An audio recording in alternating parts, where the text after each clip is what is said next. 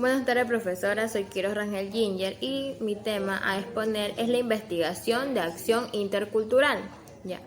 En pocas palabras, la acción de investigación interculturalidad busca la interpretación y la transformación de la realidad pedagógica. ¿Qué quiere decir esto? Que busca que los estudiantes den respuesta a sus trabajos a través de que aprendan metodológicamente las diversas maneras sobre que se propicia la interculturalidad, como tiene que ver la inclusión, la igualdad, el respeto y la equidad de los estudiantes. A través de esto van a construir sus conocimientos y van a transformar su manera de la práctica pedagógica. La investigación de acción intercultural rescata la oralidad del estudiante, o sea, de la persona, en la construcción del conocimiento. Facilita la participación bajo parámetros de respeto y tolerancia que vienen en los procesos de interlocución del ser docente investigador en una comunidad multicultural. Sin embargo, aún la interculturalidad no logra penetrar el contenido de la competencia investigativa para que integre lo diverso. Por consiguiente, para llevar a vías de hecho la investigación intercultural, las universidades tienen el reto de formar la competencia investigativa y intercultural para dinamizar un desempeño eficaz en el ejercicio de la profesión que considere las múltiples variables del contexto social, que integre el uso y la aplicación de las nuevas tecnologías en la investigación.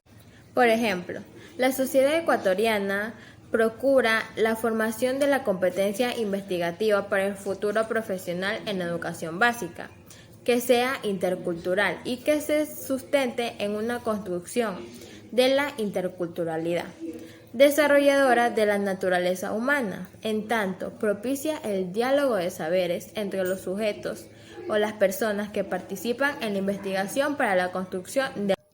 Buenos días, profesora. Mi nombre es Jessica Escarlego de Quiñones y hoy le voy a hablar sobre la etapa de la investigación de acción intercultural.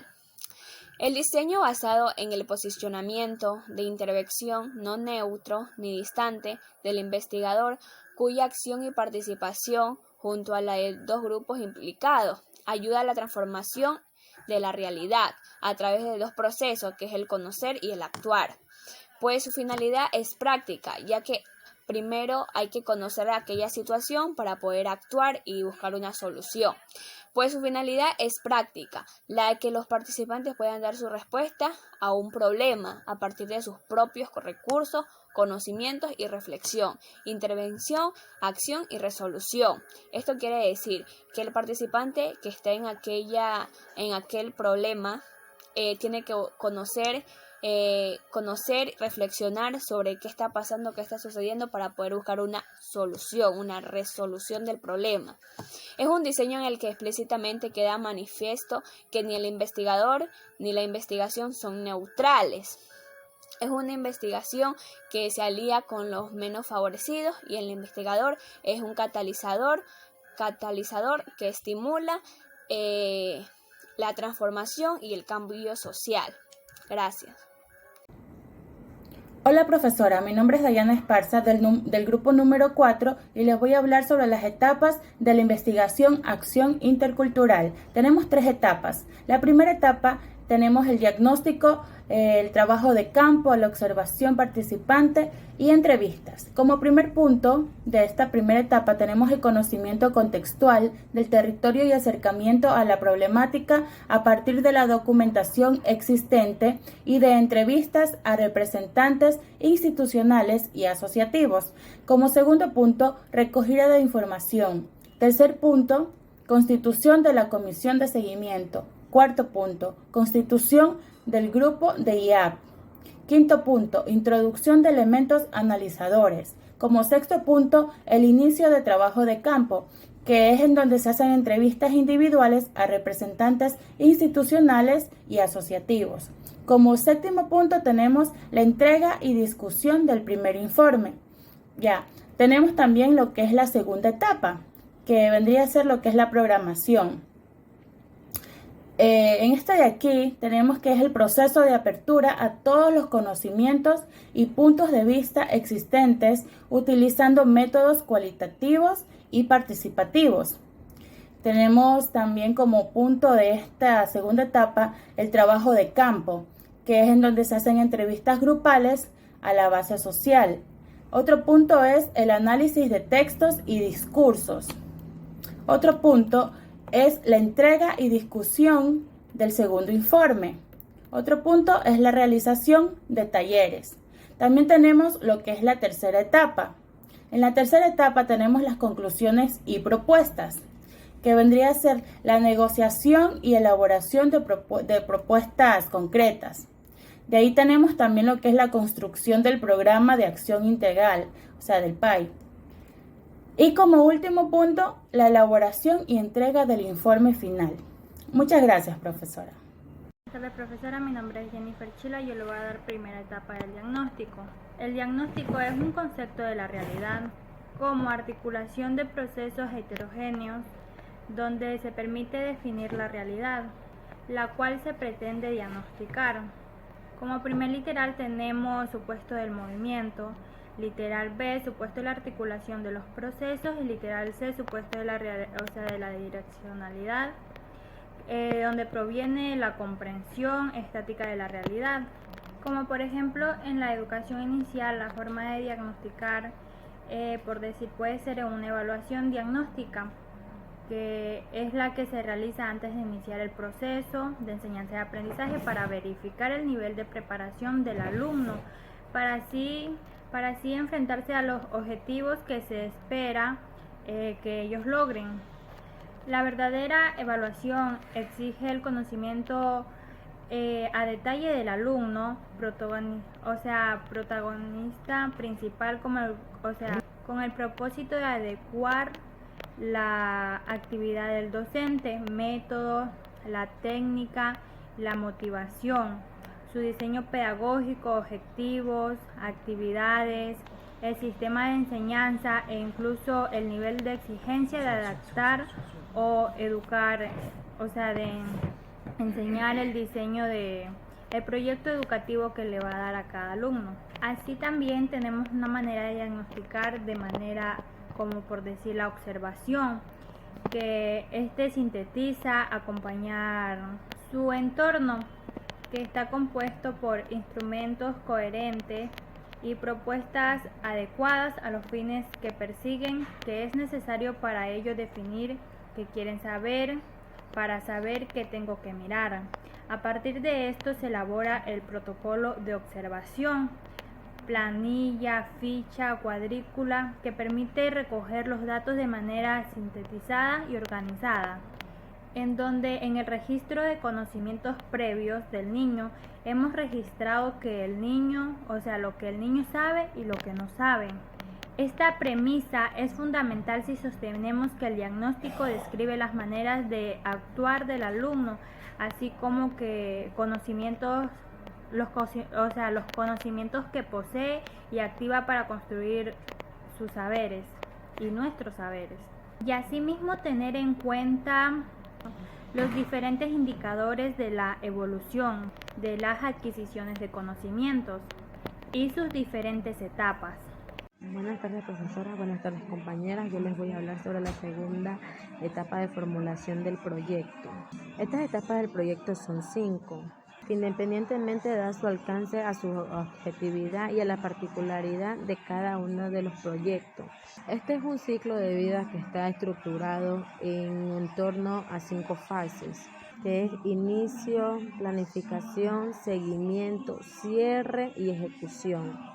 Esta guía también la podemos explicar en cada uno de ellos, como el objetivo de su actividad y los componentes de cada cual el proyecto va manifestando sus actividades.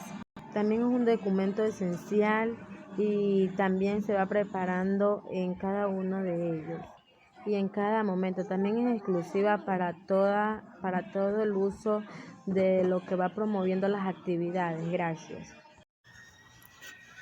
¿Qué tiene como enfoque en la educación intercultural la segunda etapa de formulación de proyecto?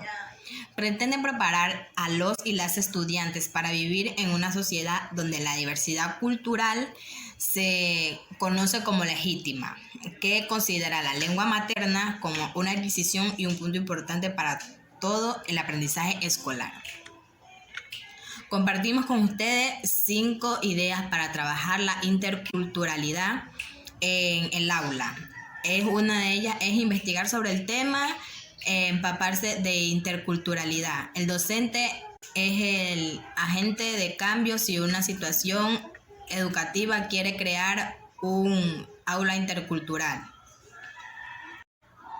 La ciudadanía global y la interculturalidad se practica a diario y se puede facilitar su práctica y reflexión por medio de las noticias, tanto en Argentina como en Uruguay. Estamos expuestos a la temática, lo vemos en los medios de comunicación, en las secciones de noticias internacionales, sociedad, entre otras. Diseñar actividades emocionales significativas para transformar el aula. El aprendizaje por la expresión sucede si es emocionalmente significativo. En el caso de la interculturalidad y la ciudadanía global, debemos diseñar actividades que aborden los niveles cognitivos, emocionales y conductuales del estudiante. Gracias. Tercera etapa de la ejecución de las estrategias pedagógicas interculturales. Es una alternativa que promueve y fortalece la dinámica inclusiva en todos los procedimientos de socialización, aprendizaje y convivencia dentro del entorno educativo. Ayuda al desarrollo de competencias y las actitudes para la participación ciudadana y activa en la construcción de la sociedad pluricultural, justa y equitativa. También tenemos que es la interculturalidad. Se considera a la interculturalidad a la interacción de personas de diferentes trasfondos culturales, utilizando el lenguaje de manera apropiada, de una manera que se demuestre el conocimiento y la comprensión de la misma. Tenemos la enseñanza, las estrategias y las capacidades. En las enseñanzas tenemos la selección del contenido, lo más relevante que les sirva para la vida con éxito social. Una de las estrategias es hacer una pertinente de una buena metodología didáctica, técnicas, instrumentos que permitan vializar los contenidos y capacidades. En las capacidades tenemos la comprensión intercultural, que es identificar, ubicar, representar, analizar argumentos en cambio de la organización. Muy buenas, mi nombre es María Fernanda Hurtado Quiñones y pertenezco al grupo número 4. A continuación me tocó sobre la tercera etapa de la interculturalidad. Por esta razón la interculturalidad es un proceso que cobra interés al interior del contexto educativo, como vía para la construcción de sociedades democráticas, basada en la igualdad de oportunidades para todas las personas a la hora de compartir el mismo espacio y tiempo. El respeto a la diversidad y la creación de entornos sociales que posibiliten el intercambio y el enriquecimiento mutuo entre sujetos de orígenes étnicos o culturales distintos. Gracias. Hola, yo soy Núñez Calañón y voy a hablar sobre la cuarta elaboración del plan de ejecución del proyecto. Antes de desarrollar un plan de este tipo, tómense un tiempo para reflexionar sobre cuáles son las cuestiones principales que deberían abandonar el plan. ¿Qué ventaja prevé ofrecer la parte interesada? ¿Cuáles son los riesgos? ¿Qué tipo de tecnología necesitan? ¿Qué servicio de cooperativa cubrirá el plan? ¿Qué persona verá involucrado en el proceso? ¿Cómo podemos garantizar un rendimiento óptimo? ¿Cómo puede realizarse el mantenimiento del sistema a largo plazo? Una vez que hayas reflexionado sobre las preguntas de esta pregunta, es el momento de dar el siguiente paso: elaboración de un plan detallado de ejecución de proyecto. Tómese su tiempo, porque los errores pueden que para garantizar éxito del proceso del diseño debe contar con la máxima participación posible. Antes de seguir adelante, consulte a otra persona. 4. Ojos ven más que dos.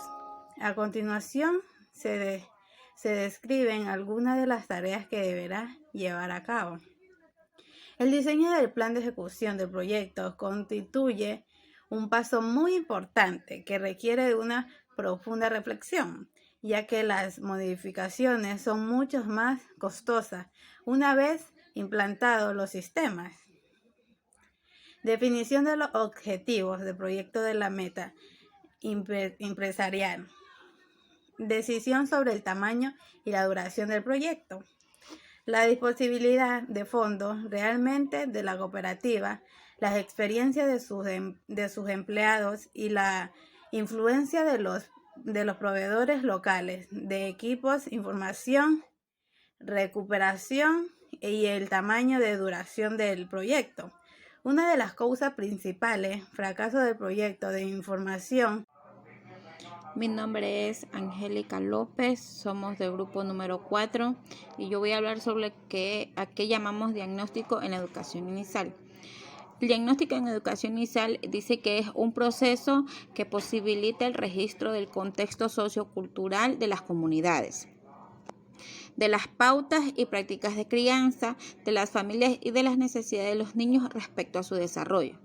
Los resultados que se obtienen con ese diagnóstico sirve de base para orientar las acciones permanentes del programa, de acuerdo con las expectativas del grupo y las características de su dinámica cotidiana.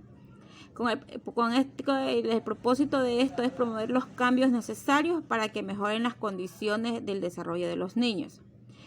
Conocer para actuar es uno de los principios fundamentales del diagnóstico, que no debe terminar en conocer por conocer, sino saber realmente qué pasa en el grupo o la comunidad.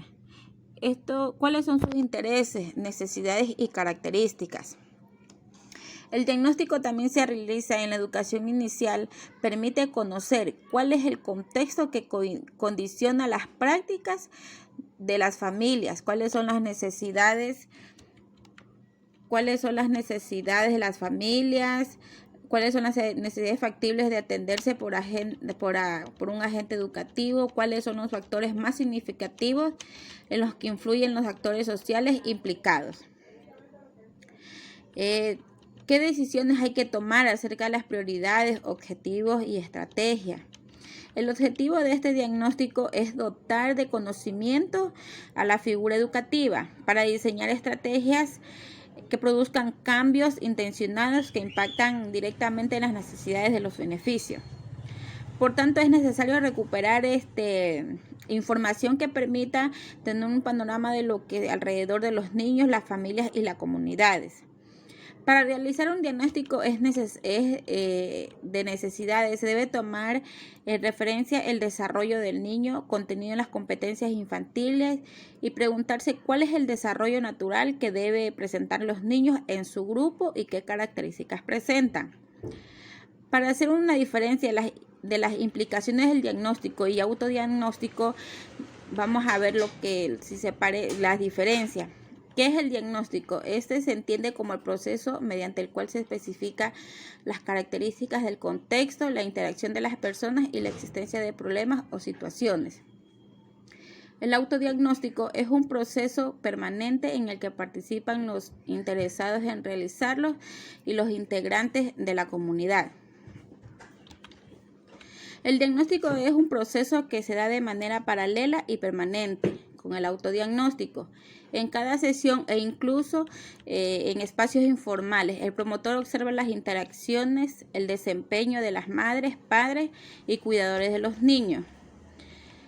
¿Cuál es el objetivo a realizar en un diagnóstico? El objetivo de estudio es para hacer una planificación o proyecto y consiste en recopilar y tratar información relevante de la empresa con el fin de comprender su funcionamiento y poder identificar debilidades, fortalezas presentes en la organización. El diagnóstico en la educación lo entendemos como un camino de acceso a la realidad, alejándonos del contexto de métodos justificativos.